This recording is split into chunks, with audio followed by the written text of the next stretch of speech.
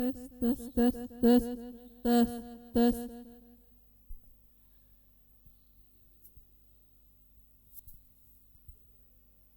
tes tes tes tes tes tes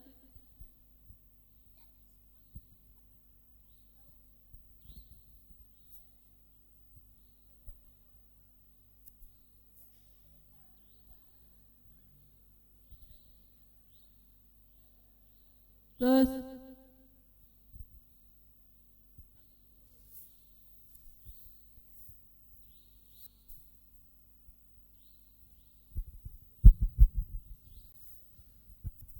tes tes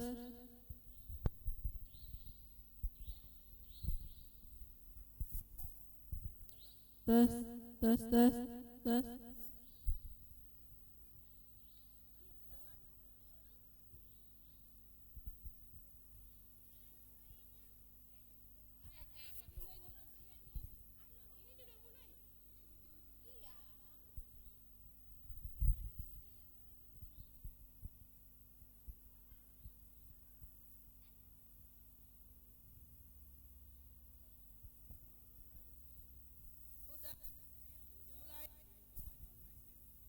tes, tes. tes.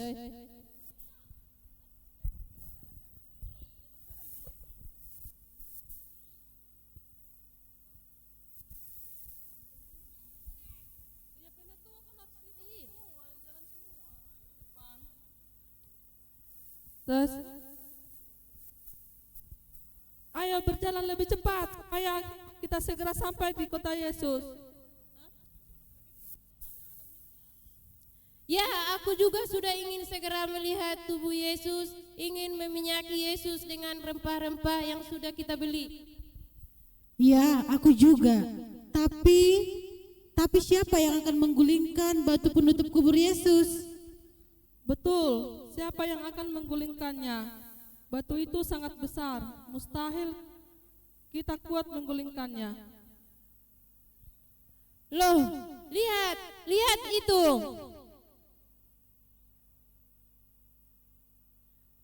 Batu penutup kubur Yesus sudah terguling. Ya, betul. Batunya sudah terguling. Ada perangan.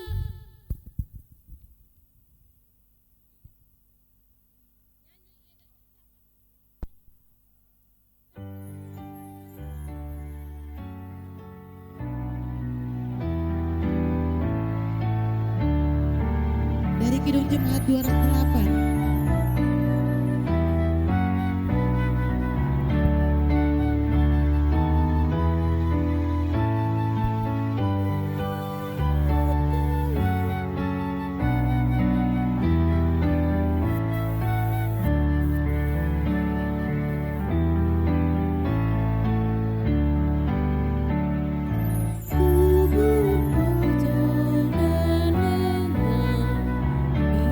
Perjalanan pintunya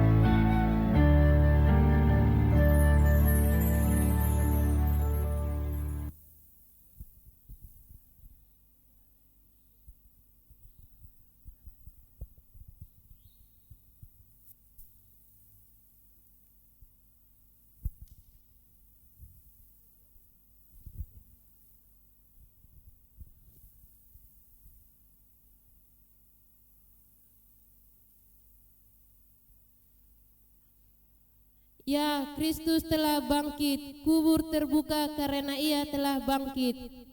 Ya, benar. Bangkit, Yesus bangkit. Setelah perempuan selesai. Umat yang terkasih, di pagi hari yang indah ini, saat Yesus Kristus bangkit dari kematian, kita berkumpul sebagai gereja untuk menyaksikan kemenangan dan kebangkitannya.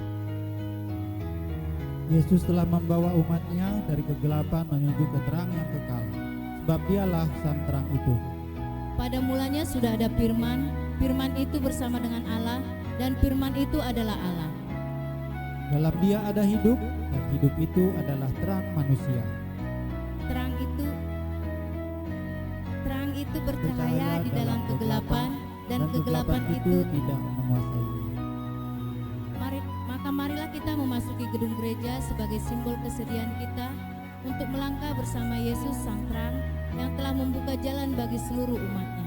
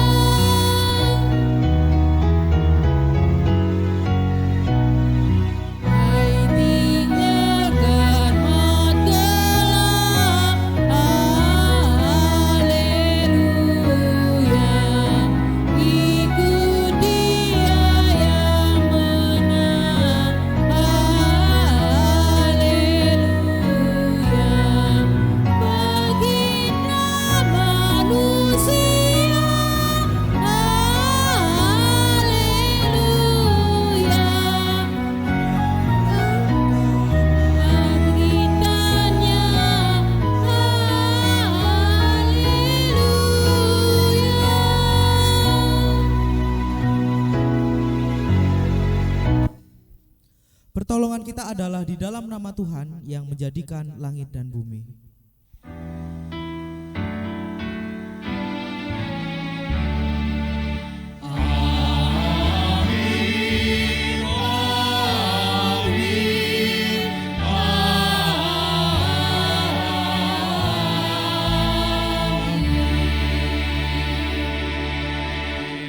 Tuhan beserta saudara. Masih bangkit berdiri.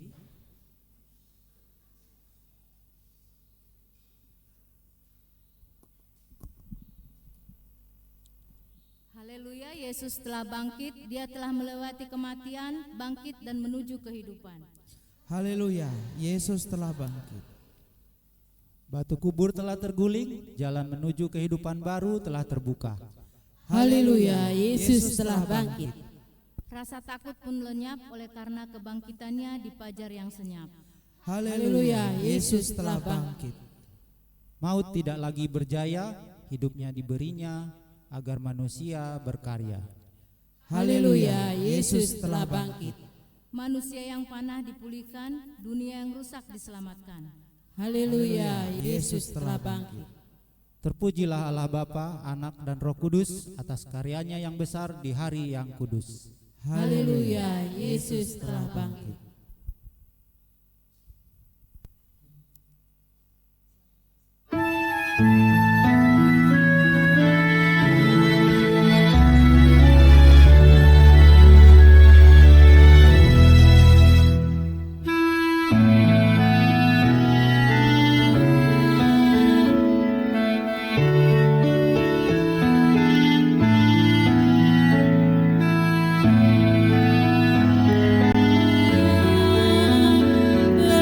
Berselimut kegelapan,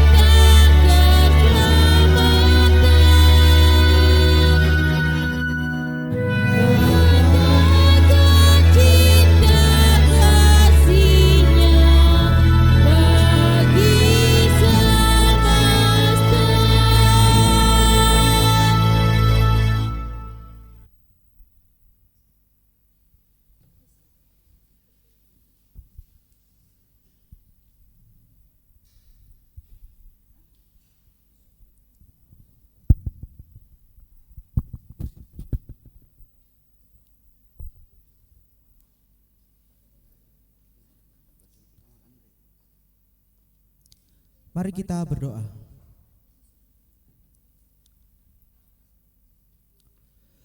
Tuhan, kami bersukacita. Tuhan Yesus telah bangkit. Tuhan Yesus telah menang melawan maut atau kematian.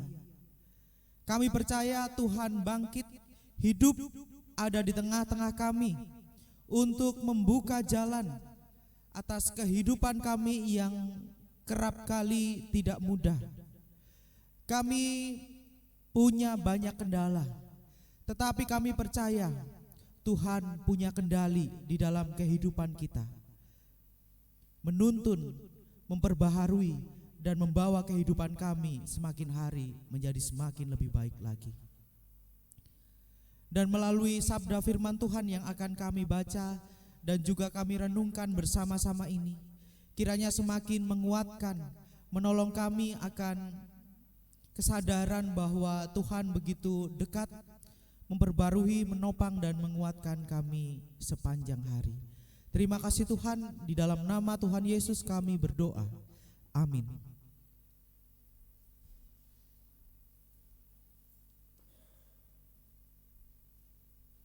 Bacaan pertama diambil dari Yesaya 25 ayat 6 hingga yang ke-9. Yesaya 25 ayat 6 hingga yang ke-9.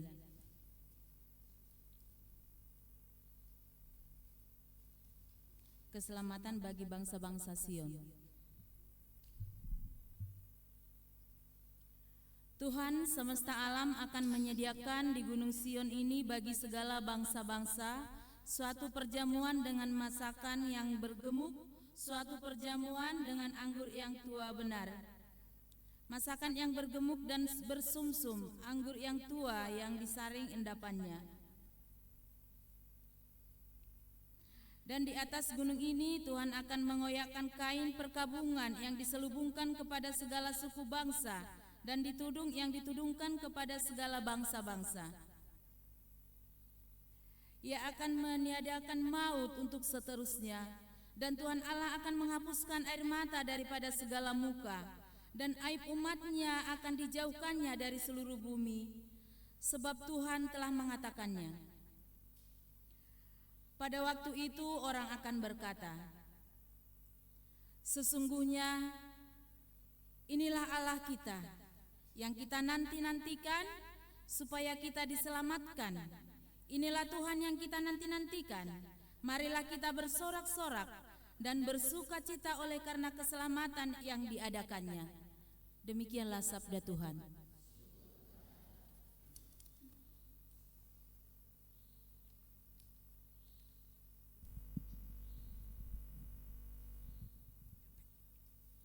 Mari kita sambut bacaan pertama tadi dengan menyanyikan Mazmur 118 secara berbahasa.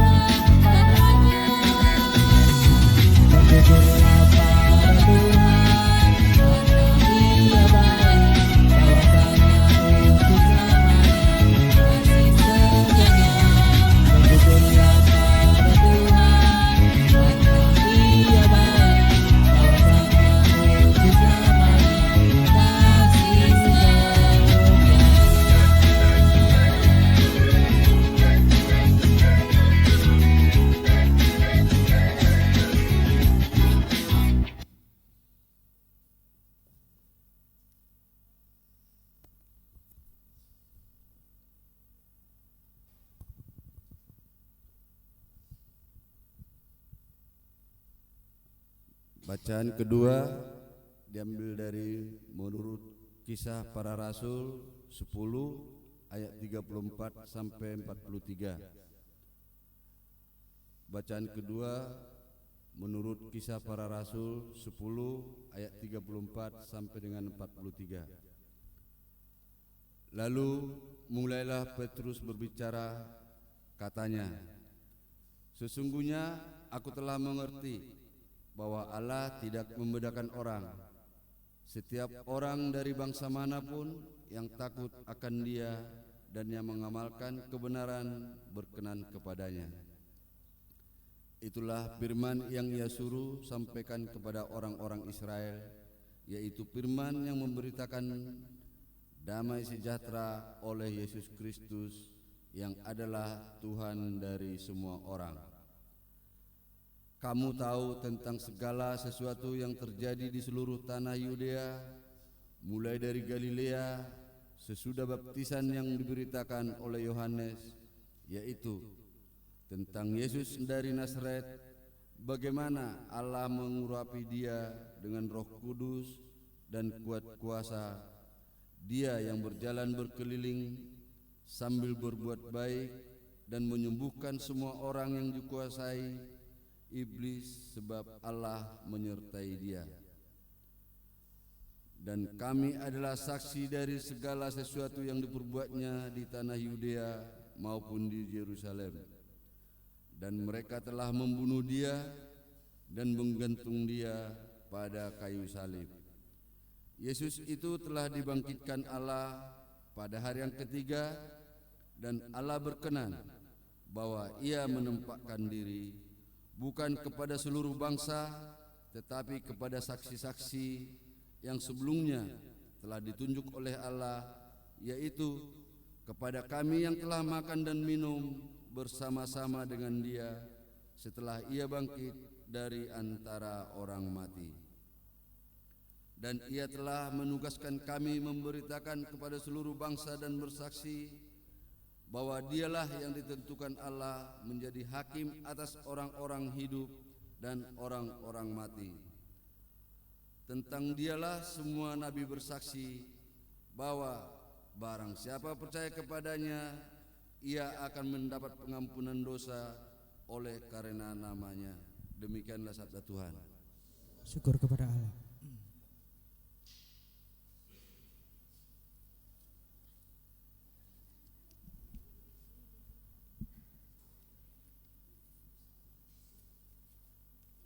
Ayo anak-anak, boleh maju ke depan. Ayo semua anak-anak sekolah minggu. Ayo cepat. Wika boleh ikut. Ayo.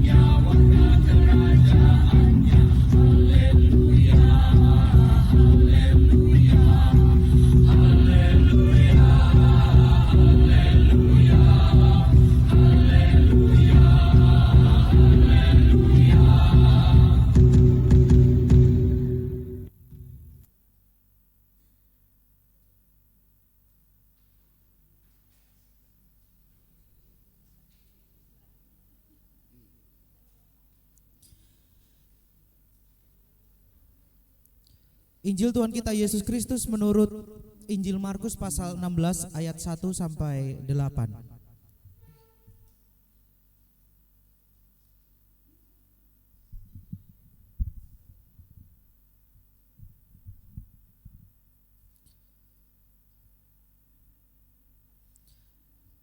Markus pasal 16 ayat 1 sampai 8. Setelah lewat hari Sabat, Maria Magdalena dan Maria ibu Yakobus serta Salome membeli rempah-rempah untuk pergi ke kubur dan meminyaki Yesus. Dan pagi-pagi benar pada hari pertama minggu itu, setelah matahari terbit, pergilah mereka ke kubur. Mereka berkata seorang kepada yang lain, "Siapa yang akan menggulingkan batu itu bagi kita dari pintu kubur?" Tetapi ketika mereka melihat dari dekat, tampaklah batu yang memang sangat besar itu sudah terguling. Lalu mereka masuk ke dalam kubur dan mereka melihat seorang muda yang memakai jubah putih duduk di sebelah kanan. Mereka pun sangat terkejut. Tetapi orang muda itu berkata kepada mereka, "Jangan takut. Kamu mencari Yesus orang Nazaret yang disalibkan itu? Ia telah bangkit. Ia tidak ada di sini.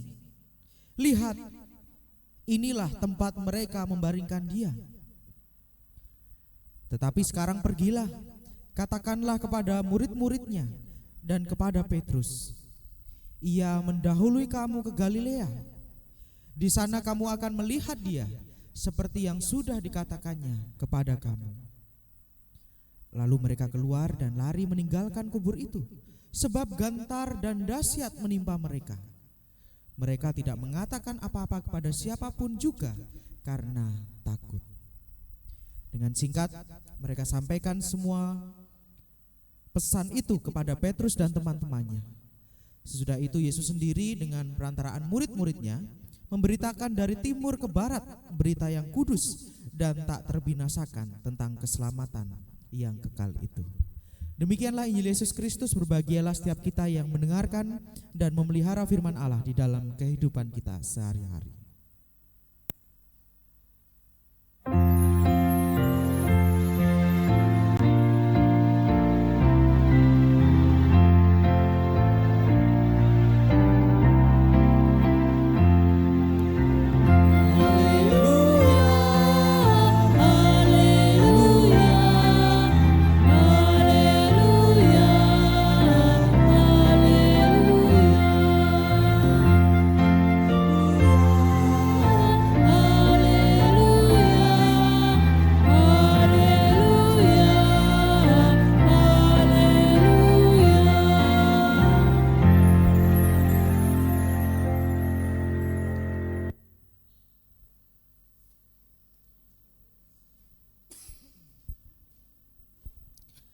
Shalom Bapak Ibu, selamat Paskah. Ya, jam 5 tadi sudah mulai ibadahnya. Ya. Ada yang masih ngantuk, ada yang enggak. Ya. Nah, pertanyaannya cuma 2. Ya. Apakah memang karena sudah terbiasa bangun jam 5? Ya. Atau karena sudah biasa mau tidur jam 5? Ya. Jadi enggak diterusin tidurnya. Langsung aja lah gitu ya, udah biasa mau tidur jam 5, nanti tidurnya rada pagian ya. Ada 2, Bapak Ibu yang mana? Yang biasa bangun jam 5 atau biasa mau tidur jam 5?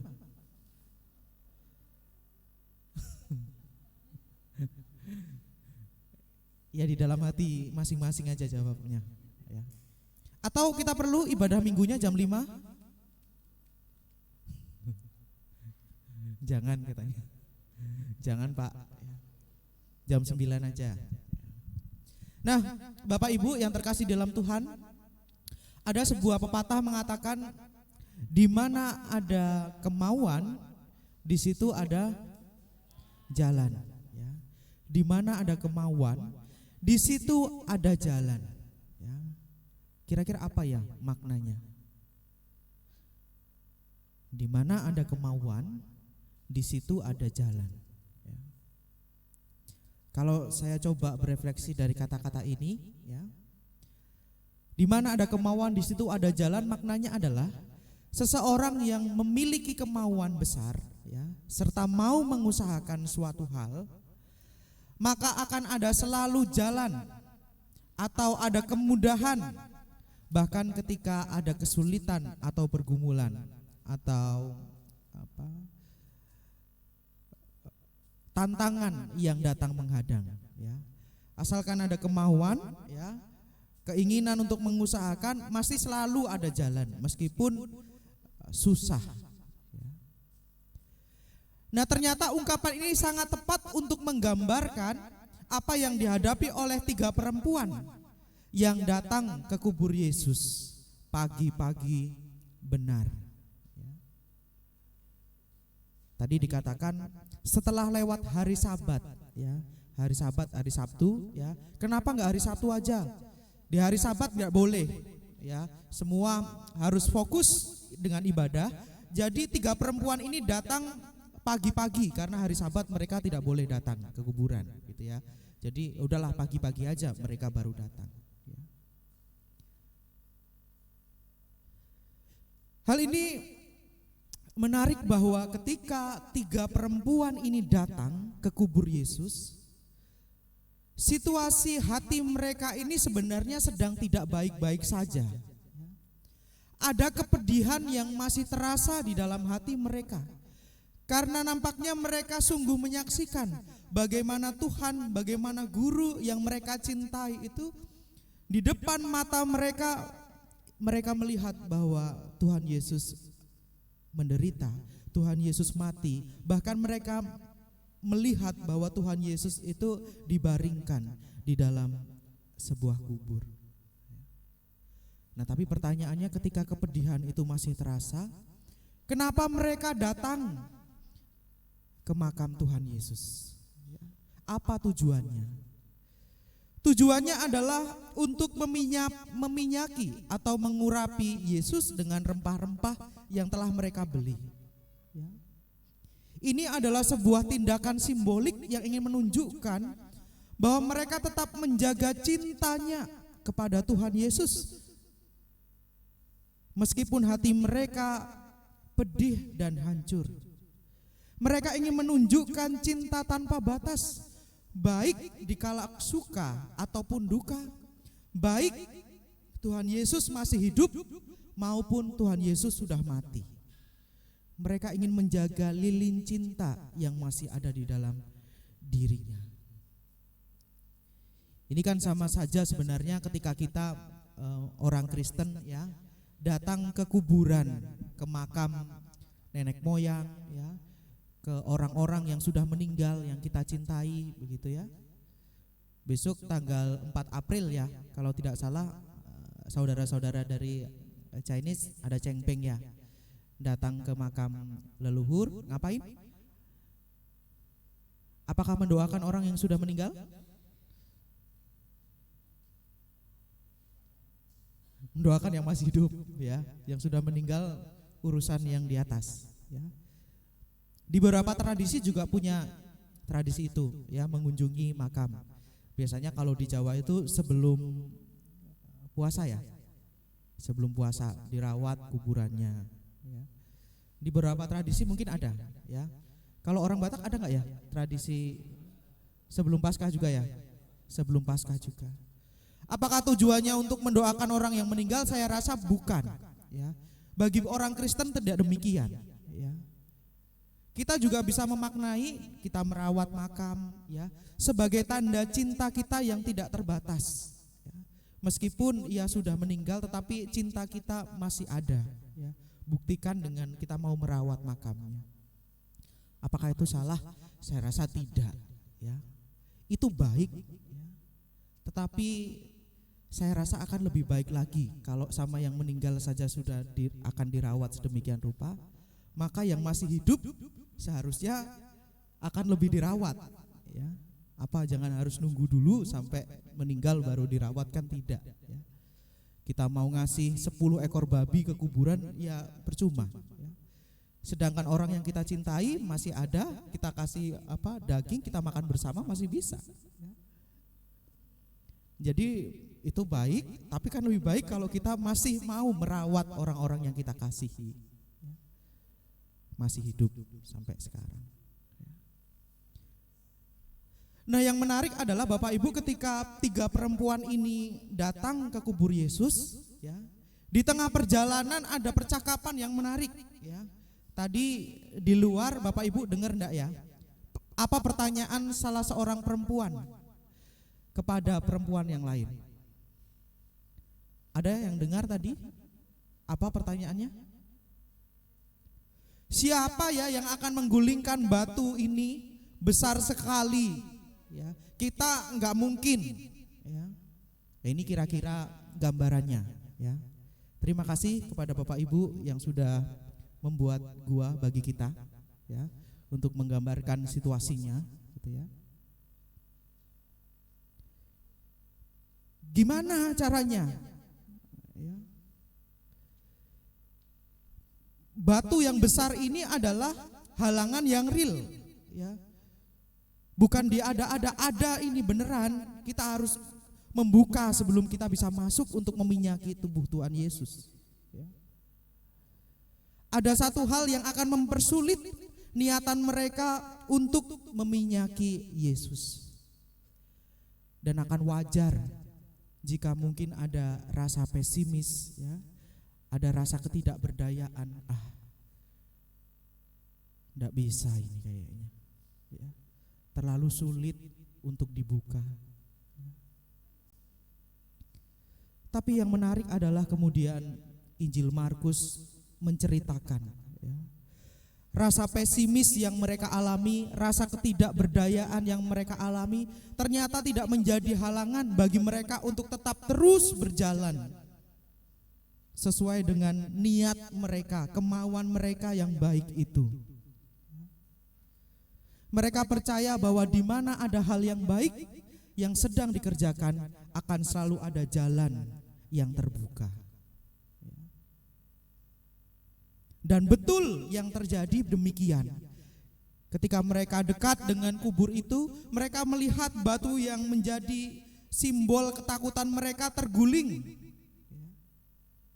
Siapa yang menggulingkan batu itu? Di dalam Injil Markus tidak diceritakan, ya.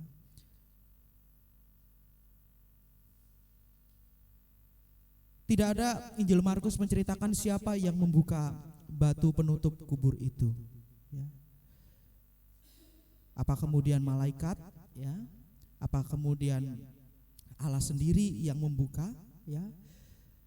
Tidak dijelaskan, ya. Yang pasti bahwa kubur itu sudah terguling, ya.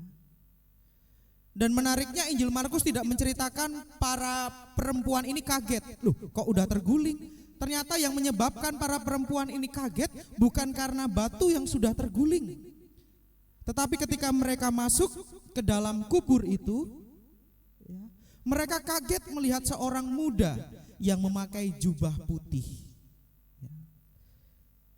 Memakai jubah putih, ya. Orang muda memakai baju putih, ya.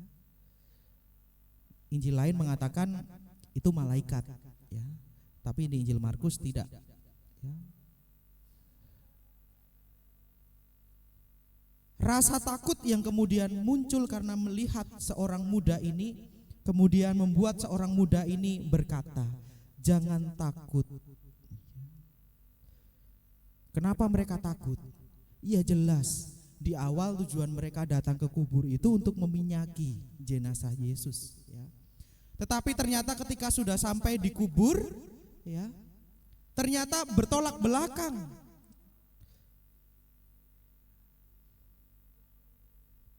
Jenazah Yesus ini kemudian tidak ada, ya.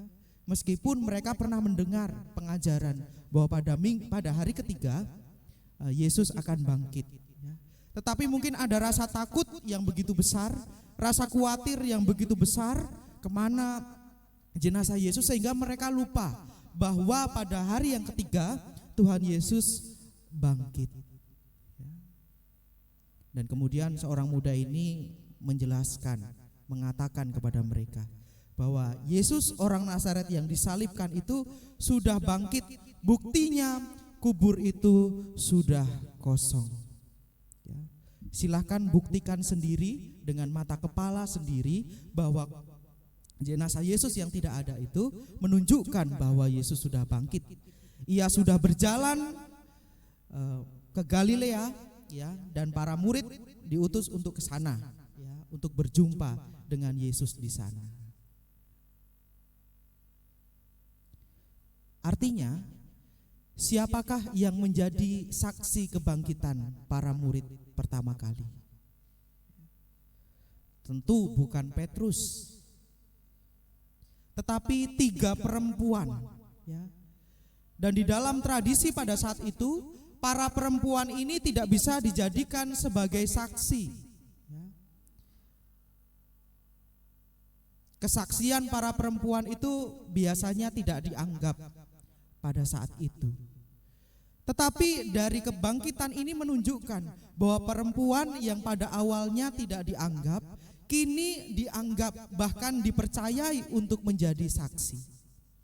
Kebangkitan Yesus hadir untuk memperbaharui kehidupan menjadi semakin lebih baik lagi.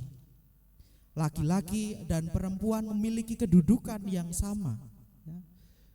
Oh, perempuan manusia kelas 2, laki-laki kelas 1, begitu ya. Tidak, ya. Oh, laki-laki lebih kuat daripada perempuan, ya. Tapi katanya kalau laki-laki bisa merasakan ibu melahirkan, laki-laki bisa meninggal katanya. Karena tidak diciptakan untuk mengatasi rasa sakit sebesar itu, ya. Sesakit itu. Laki-laki dan perempuan memiliki kedudukan yang sama, hanya kadang perannya yang berbeda. Bukan hanya di kalangan gender bahwa laki-laki dan perempuan memiliki kesetaraan, ya. Tetapi di dalam bacaan tadi, bacaan yang kedua menunjukkan bahwa yang dipaharui oleh Tuhan Yesus ini bukan hanya kesetaraan gender, tetapi soal bangsa yang berkenan kepada Allah. Di dalam Kisah Para Rasul 10 tadi, ya, dikatakan bahwa sesungguhnya aku telah mengerti bahwa Allah tidak membeda-bedakan orang. Setiap orang dari bangsa manapun yang takut akan Dia dan yang mengamalkan kebenaran berkenan kepadanya. Tidak ada suku bangsa yang lebih tinggi daripada suku-suku yang lain. Oh, suku Jawa lebih tinggi daripada suku Chinese, begitu ya. Suku Chinese lebih tinggi daripada suku Batak atau sebagainya, atau sebaliknya, begitu ya. Kisah Para Rasul tadi menunjukkan bahwa Allah berkenan kepada seseorang bukan karena latar belakangnya, bukan karena sukunya, tetapi apakah sikap hidupnya benar atau tidak di hadapan Tuhan. Oh, jadi karena saya orang Jawa, doa saya lebih didengar. Tidak. Oh, kamu aja lah yang doa karena kamu orang Batak lebih didengar gitu daripada orang Jawa. Tidak. Bahwa Allah tidak membedakan hal itu.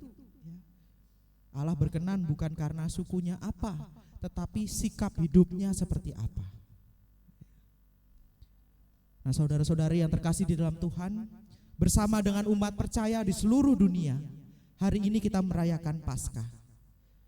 Kita percaya bahwa Tuhan Yesus yang mati itu sudah bangkit. Ia hidup. Tetapi apakah hanya sekadar itu? Kita disuruh percaya kalau Tuhan Yesus itu bangkit, Tuhan Yesus hidup. Tidak. Kita juga diutus seperti para perempuan.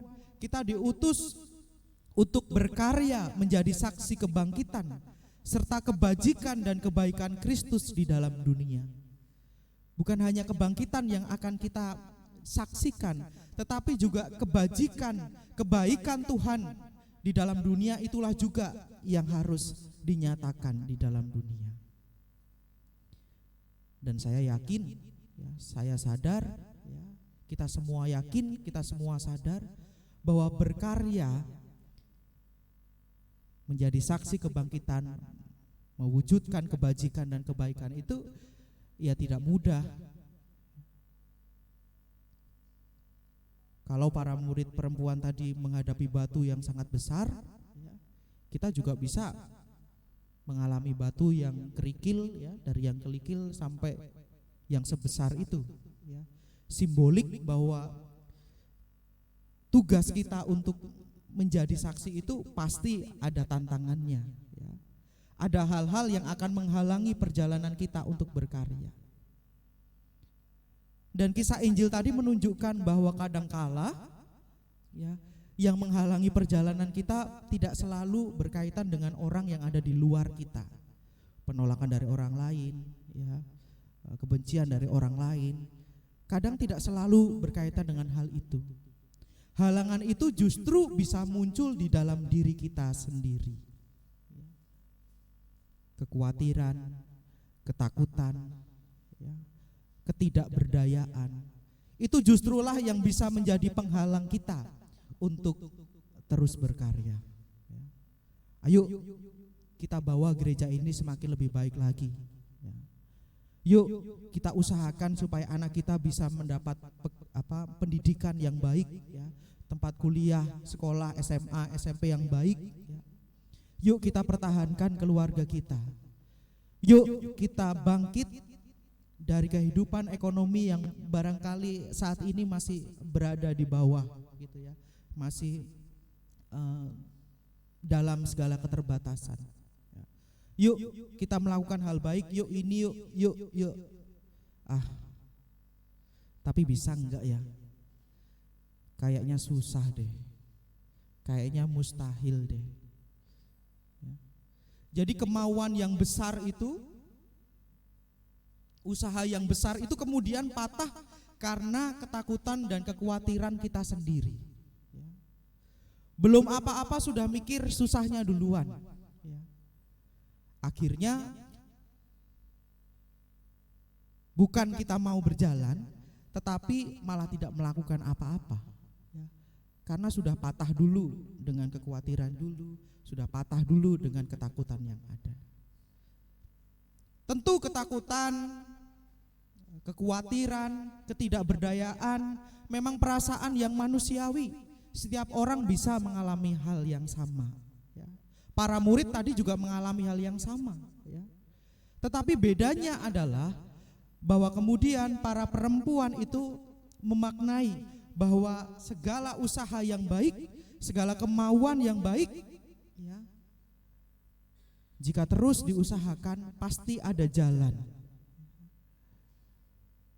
Di mana ada kemauan, di situ ada jalan. Ketakutan, ketidakberdayaan, kekhawatiran tidak menjadi penghalang bagi mereka untuk terus berkarya. Di mana ada kemauan untuk berkarya bagi Tuhan dengan segala hal yang baik, Tuhan Yesus yang bangkit, yang hidup itu pasti akan membuka jalan. Seperti tema kita sekarang, Tuhan berkarya, teruslah berkarya, Tuhan sudah buka jalan. Kita punya kendala, tetapi kita yakin Tuhan punya kendali. Bagaimana caranya? Tidak tahu. Para perempuan juga tidak tahu bagaimana caranya, ya. Tuhan bisa menggunakan cara apapun yang mungkin tidak kita pikirkan, tidak kita bayangkan. Dan bukan itu yang harus kita pikirkan, ya.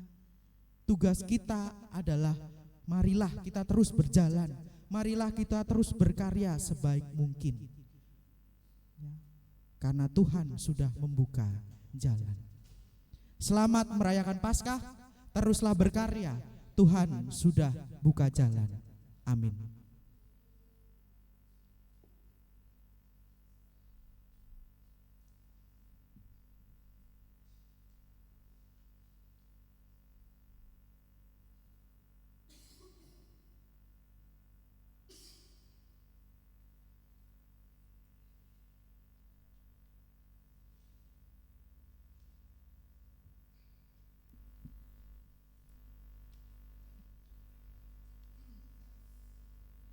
Marilah kita bersama-sama dengan umat Allah di masa lalu, di masa kini, di masa depan, mengingat janji baptisan kita dengan mengikrarkan pengakuan iman rasuli.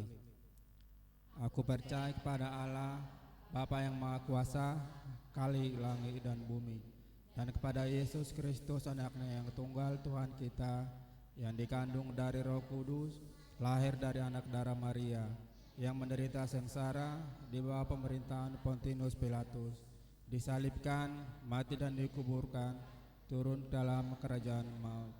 Pada hari yang ketiga bangkit pula dari antara orang mati, naik ke surga, duduk sebelah kanan Allah Bapa yang Maha Kuasa, dan dari sana Ia akan datang untuk menghakimi orang yang hidup dan yang mati.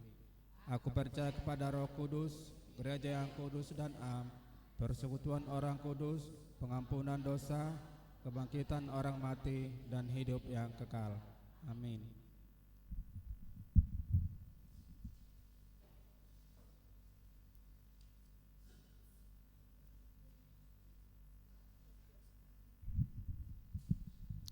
Mari kita bersama-sama menaikkan doa syafaat kita. Mari kita berdoa.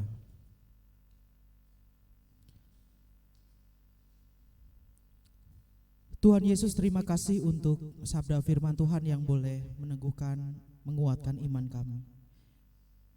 Tuhan Yesus sudah bangkit, Tuhan Yesus hidup, hadir di tengah-tengah kami, berkarya, membuka jalan bagi setiap kami yang sedang berkarya, mengusahakan apa yang baik di dalam kehidupan kami. Seperti para perempuan, kami sungguh menyadari bahwa ada kalanya kami menghadapi berbagai kendala di dalam kehidupan kami. Pergumulan yang membuat kami merasa tidak berdaya, merasa takut dan merasa khawatir. Tuhan yang hidup, mampukanlah kami untuk terus berjalan, tidak menjadikan kekhawatiran, ketakutan menjadi halangan bagi kami untuk terus berkarya. Memang kami punya kendala, tetapi kami percaya Tuhan punya kendali di dalam kehidupan kami. Ajarlah kami untuk terus percaya Tuhan berkarya di dalam kehidupan kami, yang berkarya juga di dalam kehidupan. Bapa Surgawi, pada saat ini kami juga bersama berdoa, menaikkan doa syafaat kami. Kiranya Tuhan berkenan untuk mendengar setiap seruan doa kami. Tuhan, kami datang kepada Tuhan untuk memohon berkat dan perlindungan bagi bangsa dan negara kami. Kami mohon agar Engkau memberikan kebijaksanaan kepada para pemimpin kami, dan memberikan penghiburan bagi setiap mereka yang terkena dampak bencana, dan Tuhan memberikan kelegaan secercah cahaya bagi mereka yang saat ini menjadi korban ketidakadilan ataupun korban-korban ketidakadilan di dalam masyarakat. Kami juga berdoa bagi gerejamu GKI Pamanukan. Kami berdoa bagi jemaat dan simpatisan GKI Pamanukan. Tuhan, tolong satukan kami dengan kuasa Roh Kudus-Mu, agar kami dapat saling menguatkan dan mengasihi satu dengan yang lainnya, sehingga kami menjadi saksi yang nyata perpanjangan Tuhan di dalam kehidupan ini. Kami juga berdoa bagi saudara kami yang saat ini sedang sakit. Berikanlah kekuatan dan pengharapan bagi mereka. Berkatilah makanan dan minuman serta obat-obatan yang diminum. Kami mohon berkat Tuhan juga bagi keluarga, agar mereka tetap tabah dan sabar dalam menjaga saudara-saudara kami yang sakit ini. Ajarlah kami untuk terus mencari dan percaya bahwa bukanlah kehendak kami, melainkan kehendak Tuhanlah yang jadi. Terima kasih Tuhan, inilah doa syafaat kami yang kami nyatakan di dalam nama Tuhan Yesus Kristus yang telah mengajar kami berdoa demikian. Bapa kami yang di surga, dikuduskanlah namamu, datanglah kerajaanmu, jadilah kehendak-Mu di bumi seperti di surga. Berikanlah kami pada hari ini makanan kami yang secukupnya, dan ampunilah kami akan kesalahan kami, seperti kami juga mengampuni orang yang bersalah kepada kami, dan janganlah membawa kami ke dalam pencobaan. Punya kerajaan dan kuasa, muliaan sampai selama-lamanya. Amin.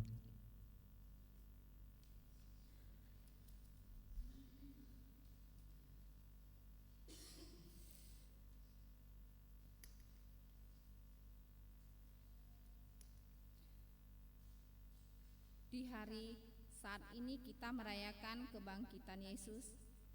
Marilah kita membawa persembahan sebagai ungkapan syukur atas karya penebusannya yang dinyatakan dari Mazmur 86 ayat ke-12 sampai ke-13.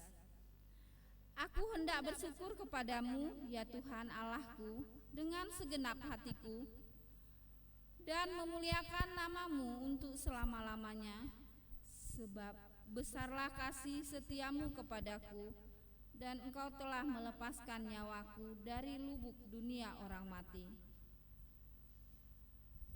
Kiranya persembahan ini menjadi sarana gereja untuk meneruskan karya misi Allah yang hidup di tengah pergumulan bangsa dan dunia.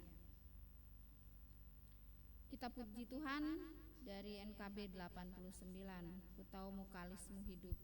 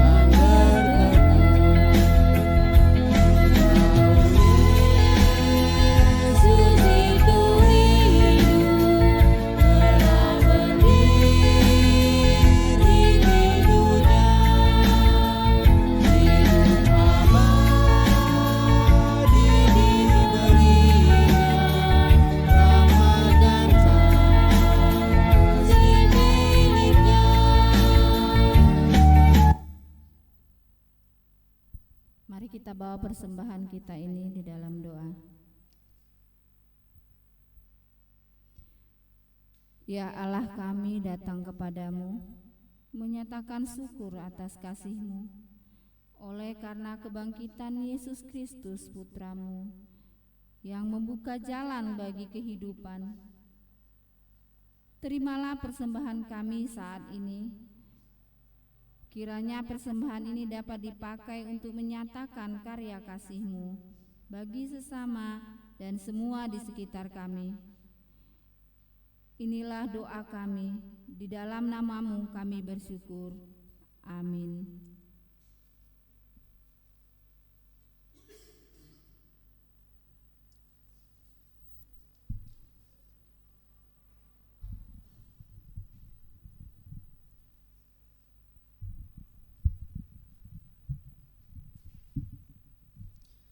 Yesus yang bangkit dan hidup telah membuka jalan baru. Karena itu marilah kita berkarya menata kehidupan, baik di tengah keluarga, masyarakat, bangsa, dan dunia. Hari esok pun penuh dengan harapan dan hidup kita semakin berarti karena hidupnya. Putra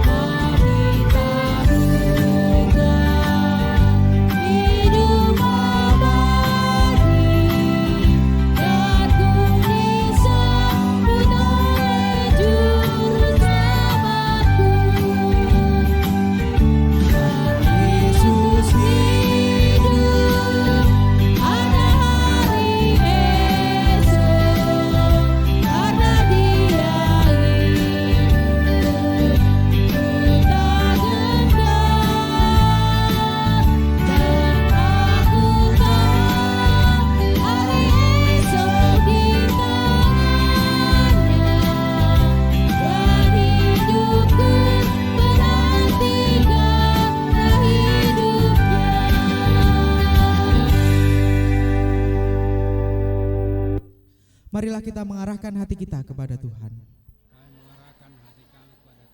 Jadilah saksi Kristus. Terpujilah Tuhan.